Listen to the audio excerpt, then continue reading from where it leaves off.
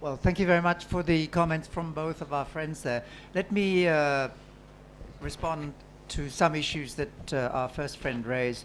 Number one is with regard to friends from outside who come in and have a look and want to provide aid. I think it's very important that we provide aid not only to refugees, but also affected local population.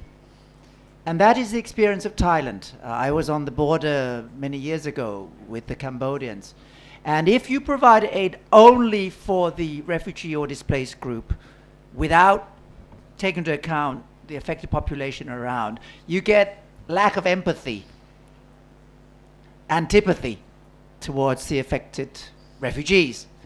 So that's one message, particularly in terms of aid, in terms of non-discrimination between those who we want to protect as refugees, so to speak, and others who are around them. Secondly, it has been highlighted that in terms of transparency, international involvement, and also check and balance, it would be very good to have at least some elements of the UN there more officially. And of course, the closest organization is the UNHCR, very logically. But to date, UNHCR has not had full access, so to speak, particularly to do with the authorities some sort of screening, if you like, to determine status and to enable those who came because of persecution or whatever other deprivations and so on, to be legitimate, to be classified as full-fledged stayers, so to speak, as distinguished from those who might be coming for other reasons. So that is something that's been highlighted by most of us here. Fourthly, or thirdly, the question of the political hiatus, which I called the slight dystopia. I mean, how do you get some action when I couldn't even go to vote last weekend? You know, I went, whatever I was going to vote or what, but I actually went by constitutional obligation. But in this time of hiatus, how do you get a policy going, if at all? And my answer is, it's not impossible. It's not impossible. At least at the local level, some elements can be mitigated if you link up with some local actors and enable some influence to take place to prevent some of these very egregious situations, such as, violence, bodily harm, etc. They're all illegal by Thai law. We don't have to talk about international law. They're illegal by Thai law. Trafficking is illegal by Thai law.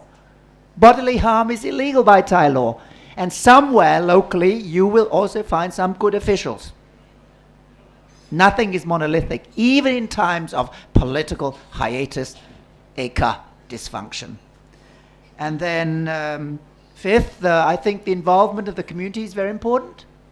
So get the community on board, Thai, whatever, Buddhist, Rohingya, Muslim communities. I mean, we have very good examples. I went down with my brother there to southern Thailand not so long ago, and we witnessed very good villages where different religions, so to speak, groups work together.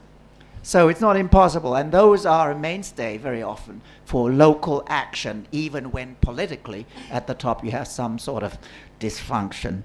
And then finally, if we are slightly hesitant towards using the general policy of temporary refuge in regard to the big group, the 110,000, to cover also the smaller group, the answer is it's not impossible either. We had situations in the past where Thailand learned very well. We had Cambodians of different ethnicities, Khmer Krom, Khmer whatever, different religions sometimes. We had Khmer Muslims coming through, and so on. It's not impossible, and you don't have to put them all in the same space. They can be near each other, but enable a certain empathy to evolve with the local population too, because the local population will not like it if rice arrives and they are deprived. That was the Cambodian situation, it was the Laos situation, whatever. History does not need to repeat itself. And the strength of the community and the strength of positive history is also there to enrich us. Thank you. About yes. Just very quickly to respond to both